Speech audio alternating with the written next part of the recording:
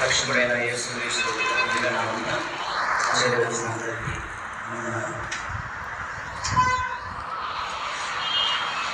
మాట్లాడడం తెలుసుకొని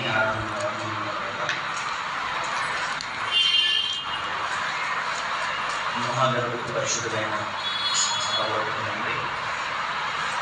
పరిశుద్ధమైన నామములు ప్రభావమైన నామములు వేలాది వందనాలు స్తోత్రాలు ప్రేమ ద్వారా మాయలో చూపిస్తున్నాను. విడదైన కృప ద్వారా మేమందరం జీవం కలిగి ఉన్నాం.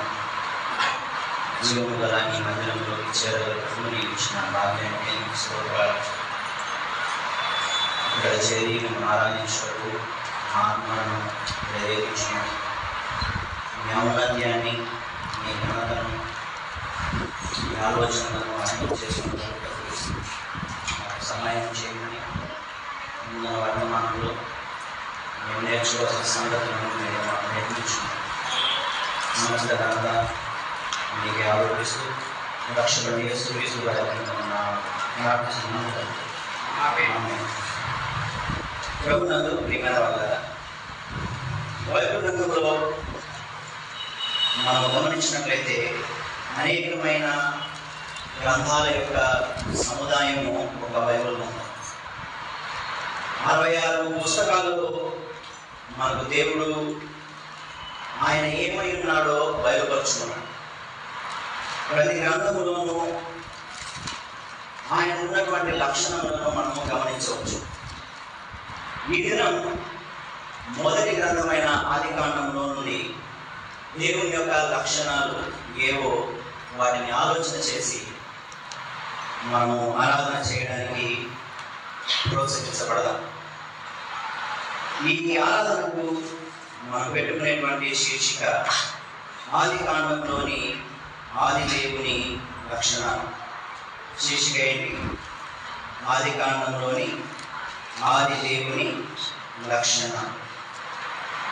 ఒక మాట హెబ్రీయులకు రాసినటువంటి పత్రికను చదువుకుందాం. చూడండి, హెబ్రీయులకు రాసినటువంటి పత్రిక మొదటి అధ్యాయం. హెబ్రీయులకు రాసినటువంటి పత్రిక మొదటి అధ్యాయం మొదటి 2 వచనాలు చదువుకుందాం. హెబ్రీయులకు రాసినటువంటి పత్రిక మొదటి అధ్యాయం మొదటి 2 వచనాలు. పూర్వకాలమందు నానా సమయములలోను నానా విధములుగాను ప్రవక్తల ద్వారా మన పితరులతో మాట్లాడిన దేవుడు ఈ దినముల అంతమందు కుమారుని ద్వారా మనతో మాట్లాడాను.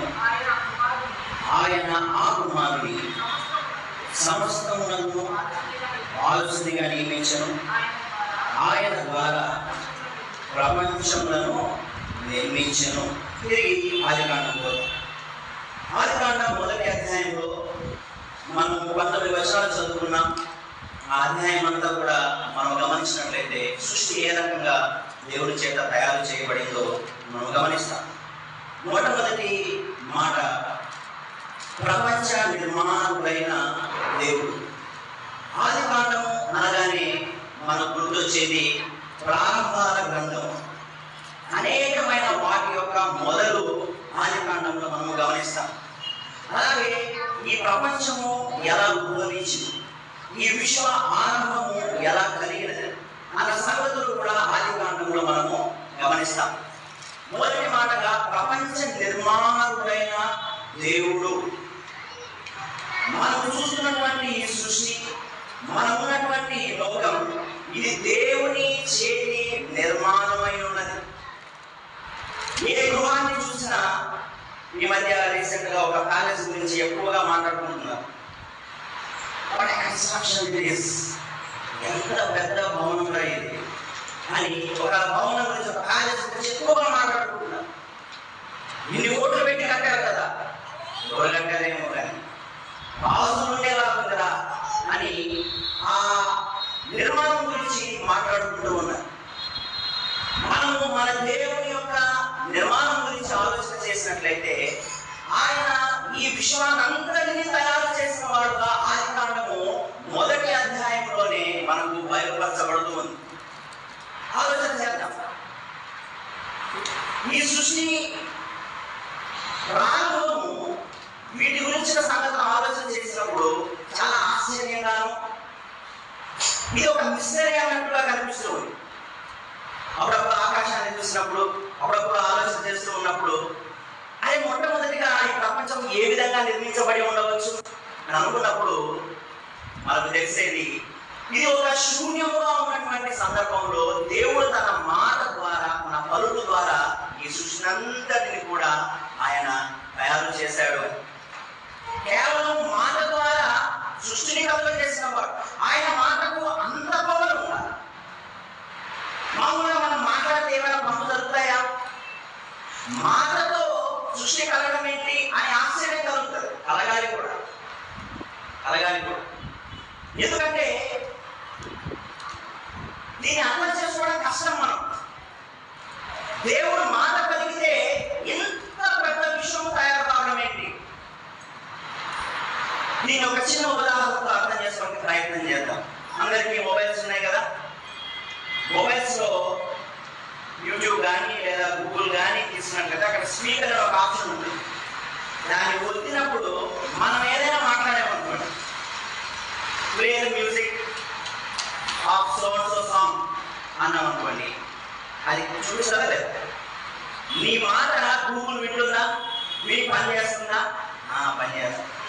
యూట్యూబ్లోకి వెళ్ళి play God's message from Genesis లేదా ఆదికాండంలోని వర్తమానాలు అని అక్కడున్న స్పీకర్ బటన్ నొక్కి నువ్వు చెప్పగానే నీ కమాండ్కి అక్కడ ఏం జరుగుతుంది? ఆదికాండంలో ఉన్నటువంటి వర్తమానాలు ఎవరెవరైతే చెప్పారో అవన్నీ కూడా నీకు వరుసగా వచ్చేస్తాయి.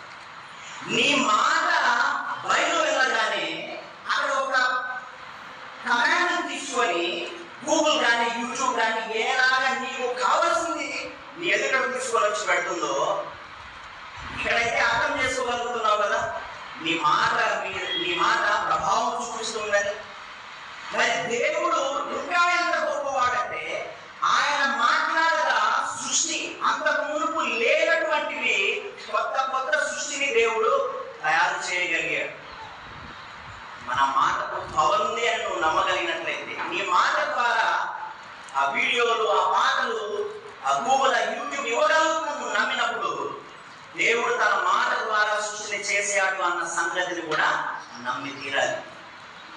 ప్రపంచ నిర్మాణముడు మన దేవుడు.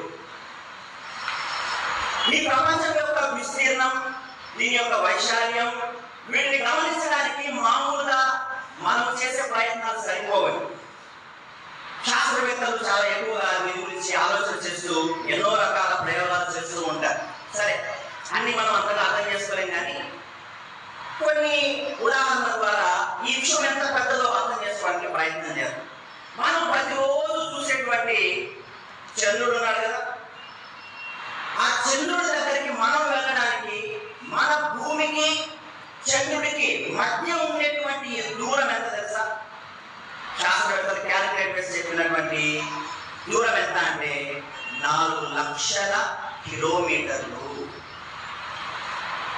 భూమి నుండి చంద్రునికి ఎన్ని లక్షల కిలోమీటర్లు? 4 లక్షల కిలోమీటర్లు. కనిపిస్తున్నా? 4 లక్షల కిలోమీటర్లో ఉన్న చంద్రుడు కనిపిస్తున్నాడా? కనిపిస్తున్నాడు, బాగా కనిపిస్తున్నాడు. అదే సూర్యుని గమనిస్తే సూర్యుడు భూమి నుండి 15 కోట్ల కిలోమీటర్ల దూరంలో ఉన్నాడు. 15 కోట్ల కిలోమీటర్ల దూరం. ఇమాజిన్ చేయగలమా అసలు? అంత దూరంలో ఉన్న సూర్యుడు మనకి ఇక్కడ నుంచి కనబడుతూ ఉన్నాడు. అంటే మన భూమికి చంద్రునికి ఎంత దూరం ఉంది? 4 లక్షల కిలోమీటర్లు. మన భూమికి సూర్యుడికి 15 కోట్ల కిలోమీటర్ల దూరం ఉంది. అంటే ఎంత దూరమో కాస్త అబ్జర్వ్ చేయండి, ఆలోచన చేయాలి. అలా అయితే మనం ఉండేటువంటి సౌర కుటుంబాన్ని, ఇలాంటి ఇంకా ఎన్నో గ్రహాలు ఉండేటువంటి ఈ సిస్టమ్ ని ఏమని పిలుస్తున్నారంటే మిల్కీ వే అని పిలుస్తున్నారు. మనం ఉండేటువంటి ఈ గ్రహాల సముదాయాన్ని అంతటినీ కూడా మిల్కీ వే లేదా పాలపుంత అని పిలుస్తూ ఉన్నారు. ఈ పాలపుంతలో మనలాంటి గ్రహాలు లేదా సూర్యుని లాంటి నక్షత్రాలు ఎన్ని ఉన్నాయని క్యాలిక్యులేట్ చేసిన చేసినప్పుడు శాస్త్రవేత్తలకు తేలింది ఏంటంటే కేవలము మన పాలపుంతలోనే, మన మిల్కీ వేలోనే 1000 కోట్ల నక్షత్రాలు ఉన్నాయి. 1000 కోట్ల నక్షత్రాలు. మన భూమికి సూర్యునికి దూరం, మన భూమికి చంద్రునికి దూరాన్ని గమనించి మన మిల్కీ వేలో 1000 కోట్ల నక్షత్రాలు ఉన్నాయంటే ఎంత పెద్దదై ఉండొచ్చు మన మిల్కీ వే. మన పాలపుంత ఆలోచన చేద్దామా? ఇంత పెద్ద సృష్టి చేసిన వాడు దేవుడు. మాట చెప్పనా?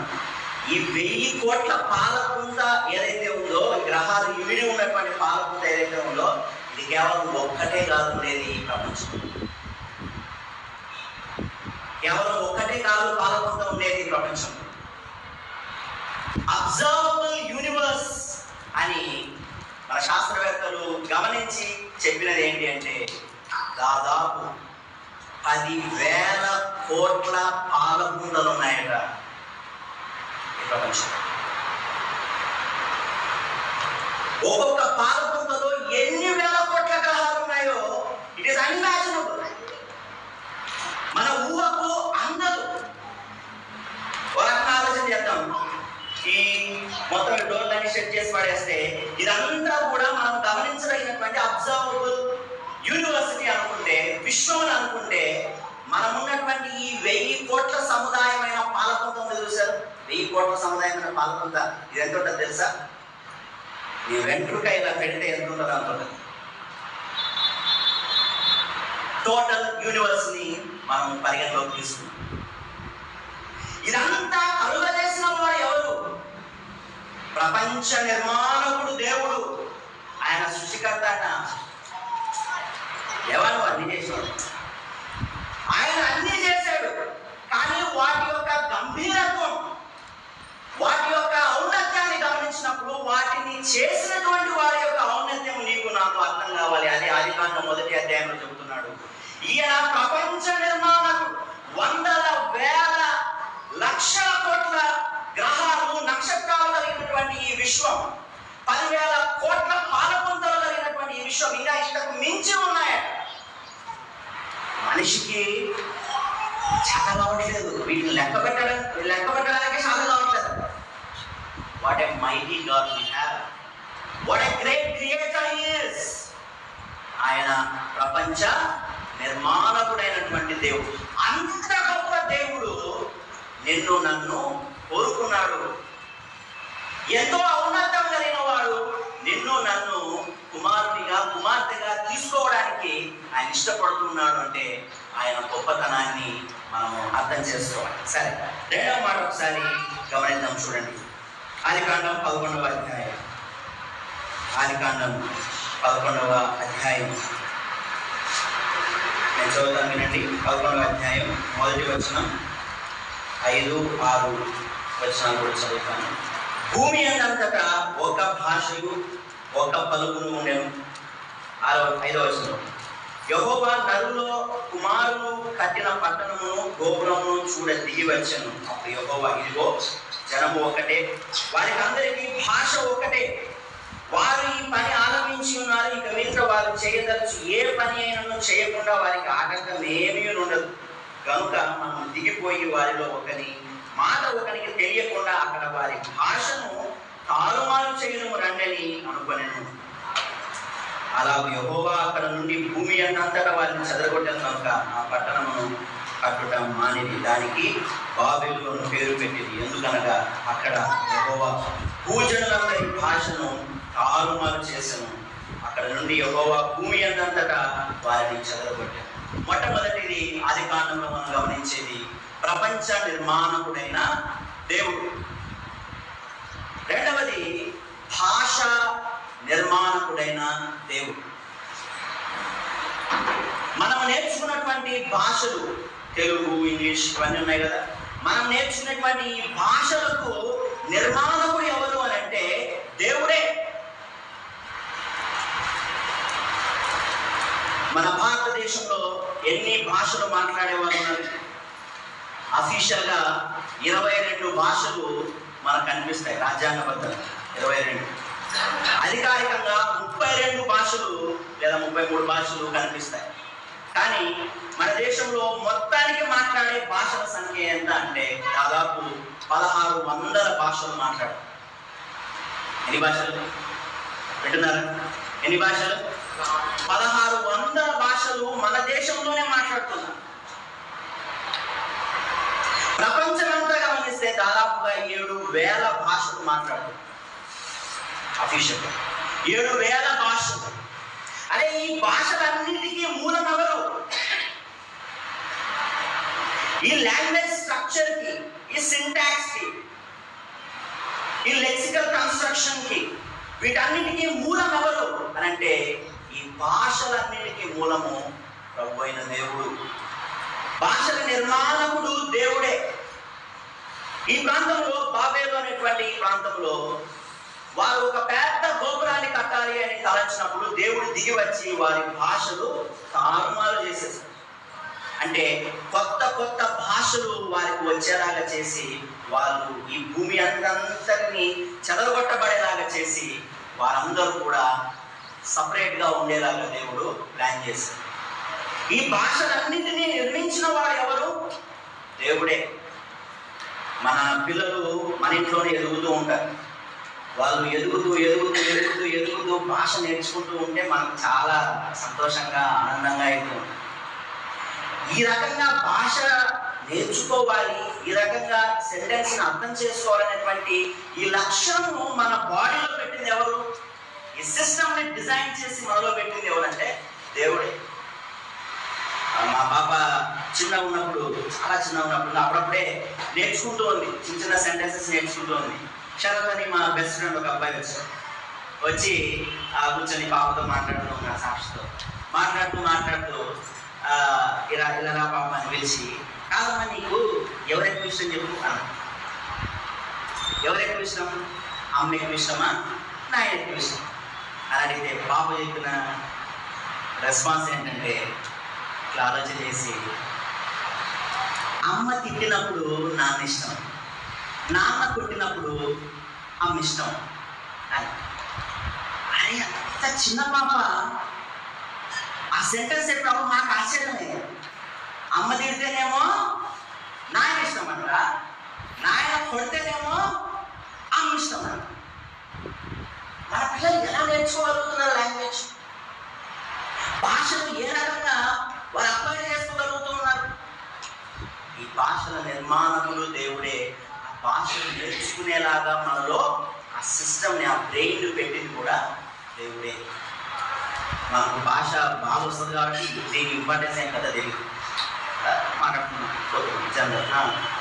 ఓకే చదువుతాను అన్నట్టుగా ఉంది. కానీ నీ మాట కనుక నీ నోట్లో నుంచి రాకపోతే నువ్వు అనుకున్న పనులు చేసుకోగలవా? ఇక్కడ ఎమ్మెల్యేలో వైఎస్ఆర్ సర్కిల్ దగ్గర గోవింద్ జిరాక్స్ సెంటర్ ఉంటుంది. అందులో ఒక అబ్బాయికి మాటలు రావు కానీ జిరాక్స్ సెంటర్లో పనిచేస్తాడు. ఆ అబ్బాయికి నువ్వు ఏదైనా చెప్పాలన్నా చెప్పొచ్చు, కానీ ఆ అబ్బాయి ఏమని అడగాలంటే చాలా కష్టం. అయినా సరే జాబ్ చేస్తున్నాడు. సూర్యోదయ మార్కెట్ దగ్గరలో ఇంకొక హెయిర్ కటింగ్ సెలూన్, అందులో ఒక అబ్బాయికి మాటే రాదు, ఇట్లనే మాట్లాడు. అతను చూసినప్పుడు అనిపించింది, భాష మనకు దేవుడు నేర్చుకునేటువంటి ఆ అవకాశం ఇచ్చాడు. నిజంగా మనం ఎంత అదృష్టవంతులం కదా, దేవుడి కృప మన మీద ఎంత ఉంది కదా.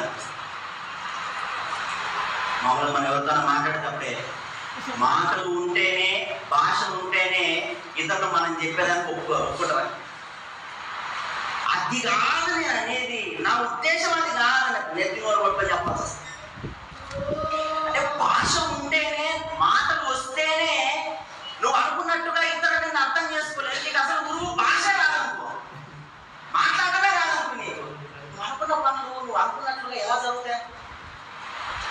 నీ నోట మాట ఉంది అంటే అది దేవుని వల్ల. నువ్వు చక్కగా నీ ఉద్దేశాలు బయటకు చెప్పుకోగలుగుతున్నావు అంటే అది దేవుడి వల్ల, దేవుడు ఇచ్చిన భాష వల్ల. ఆ సంగతిని గుర్తు చేసుకొని, దేవాన్ని నాకు ఇచ్చినటువంటి ఈ భాషను బట్టి నీకు ధన్యవాదాలను చెప్పుకోగలరు. నువ్వు ఇచ్చిన లాంగ్వేజ్ని బట్టి, నీవిచ్చిన ఈ స్పీకింగ్ ఫ్యాకల్టీని బట్టి నీకు ధన్యవాదాలు దేవా అని ఆయనకు చెప్పుకోవాలి. మొదటిది ప్రపంచ నిర్మాణకుడైన దేవుడు, రెండవది భాషల నిర్మాణకుడైన దేవుడు, మూడవదిగా ఆదికాండం 12వ అధ్యాయం మొదటి 2 వచనాలు చదువుతాను వినండి. యెహోవా, నీవు లేచి నీ దేశం నుండి, నీ బంధువుల యొద్ద నుండి, నీ తండ్రి ఇంటి నుండి బయలుదేరి నేను నీకు చూపించు దేశమునకు వెలుము. గొప్ప జనముగా చేసి నేను ఆశీర్వదించి నీ నామమును గొప్ప చేయును. నీవు ఆశీర్వాదముగా ముందుకు అంటూ చాలా మాటలు చెబుతూ వచ్చాడు.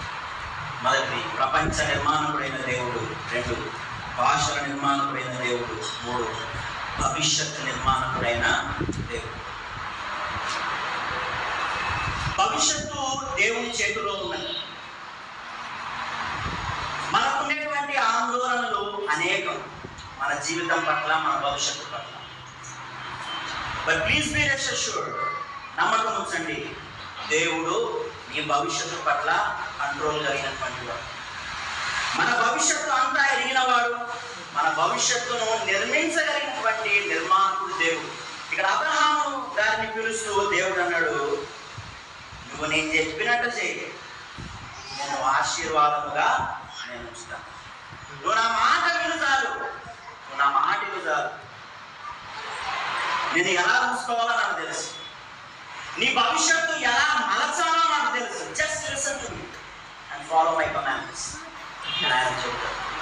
అబ్రహాముకు దేవుడు మాట ఇచ్చి ఆయన భవిష్యత్తును మార్చినవాడు.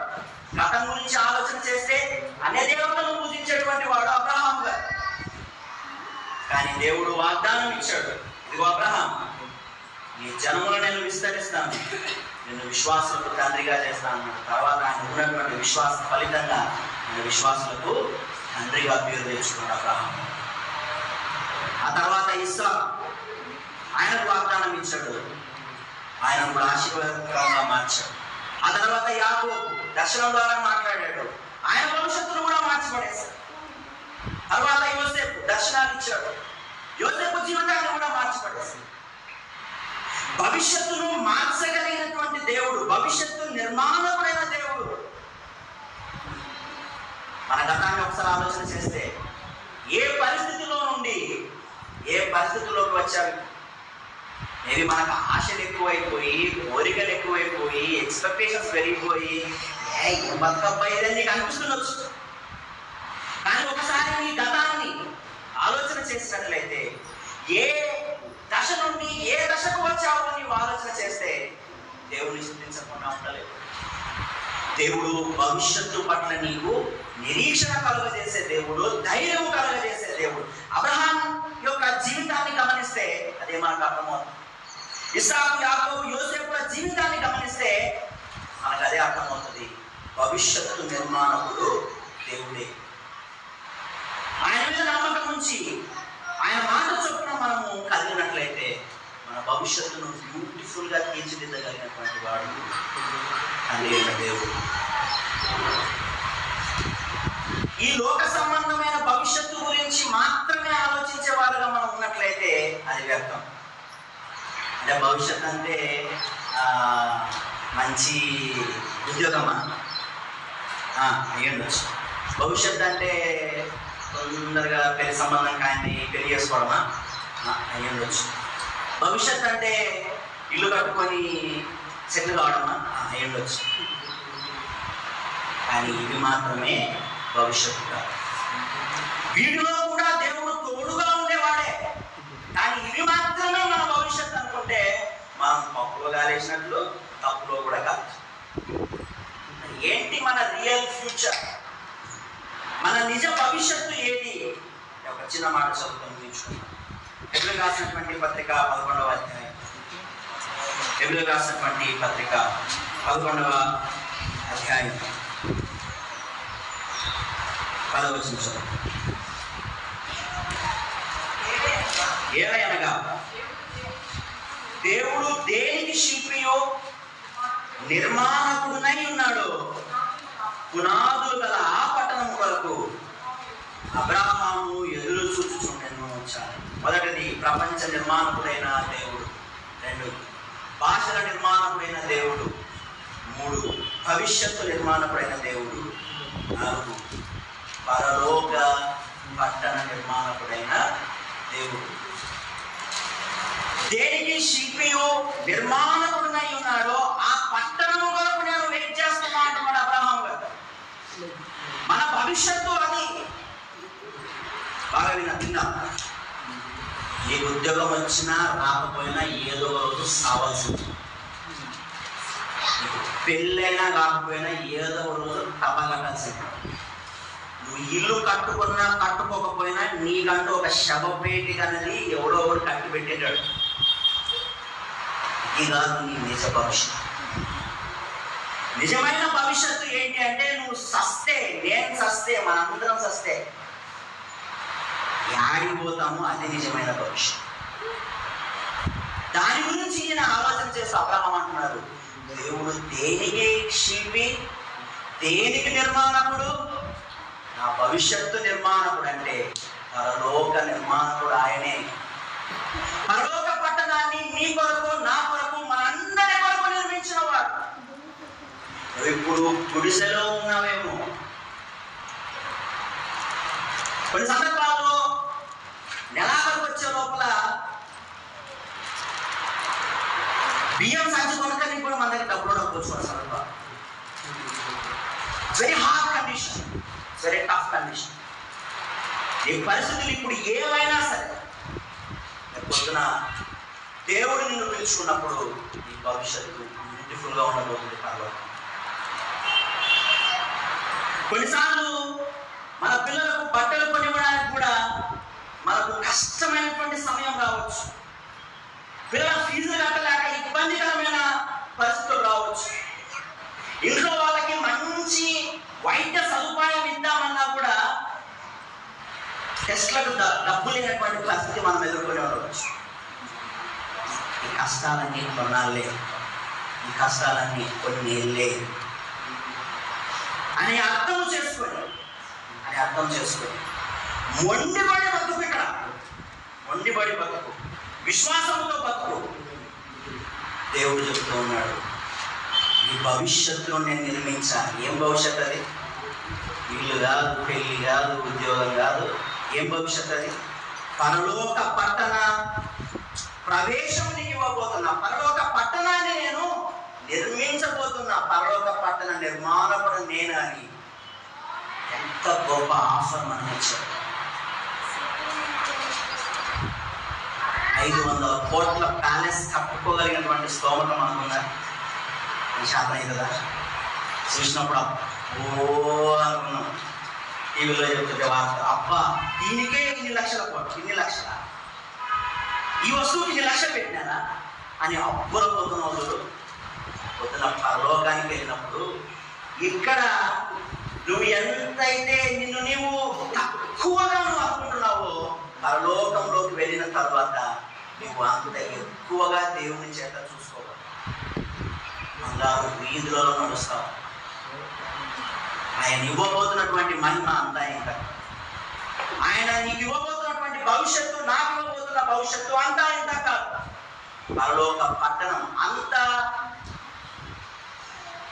కాస్ట్లీ పట్టణాన్ని, లేదా అంత తేజోభరితమైనటువంటి పట్టణాన్ని దేవుడు నీ కొరకు, నా కొరకు నిర్మించినటువంటి నిర్మాణకుడు ఆయన.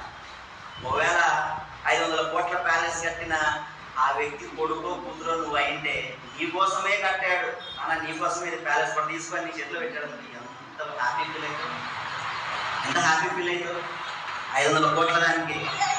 దేవుడు పరలోక రాజ్యంలోకి నీకు ప్రవేశాన్ని ఇచ్చి ఇదంతా నీదే, యు బీ విత్ మీ అని దేవుడు నిన్ను నన్ను పిలవబోతూ ఉన్నాడు. ఒకానొక దినాన ఈ లోకంలో నీకు నా భవిష్యత్తు ఎలా ఉన్నా పర్లేదు, ఎలా ఉన్నా పర్లేదు, మొండిబడి బతుకుదాం, విశ్వాసంతో బతుకుదాం. రాసిన ప్రతి ఒక్కరికి గవర్నమెంట్ జాబ్ వస్తుందా? రాదు కదా. రాసిన ప్రతి ఒక్కరికి గవర్నమెంట్ జాబ్ రాదు. గవర్నమెంట్ జాబ్ రాని వాడు ఏం బతకలేడు. ఇంకా బాగా బతకవచ్చు, ఇంకా బాగా బతకవచ్చు. విధాన భావం. దేవుని పట్ల నమ్మకం ఉండాలి. ఈ లోకంలో నా పరిస్థితి ఏదైనా సరే దేవుడు నాకు మంచి భవిష్యత్తు ఇవ్వబోతున్నాడు. ఈ లోక సంబంధంగానూ నన్ను దేవుడు ఆశీర్వదిస్తాడు. ఇన్ కేస్ ఆశీర్వదించకపోయినా పర్లేదు, one day is going to come. ఆ దినాన నన్ను దేవుడు పిలుచుకున్నప్పుడు ఇప్పుడు దేనికైతే ఇబ్బంది పడ్డానో ఈ ఇబ్బందులన్నీ కూడా నాకు అక్కడ ఉండవు. భవిష్యత్తు దేవుడు సేఫ్గా ఉంచాడు అన్న ఈ అంశాలను మన హృదయంలో ఆలోచించుకున్నప్పుడు ఆయనను ఆరాధించకుండా ఉండగలమా? ప్రపంచ నిర్మాణకుడైన దేవుడు, భాషల నిర్మాణకుడైనటువంటి దేవుడు, నీ భవిష్యత్తు నిర్మాణకుడు ఆయనే. లోక సంబంధంగా నీకు నాకు సహాయం చేస్తాడు. చేయకపోయినా సరే, జరగకపోయినా సరే, నాలుగోది పరలోక పట్టణ నిర్మాణకుడు. ఇంతకన్నా గొప్ప భవిష్యత్తు బహుశా ఇంకా ఏది కూడా ఉండదు. ఇంటి గొప్ప దేవుని వాళ్ళు మంచి కలుసుకుని ఆరాధించారు.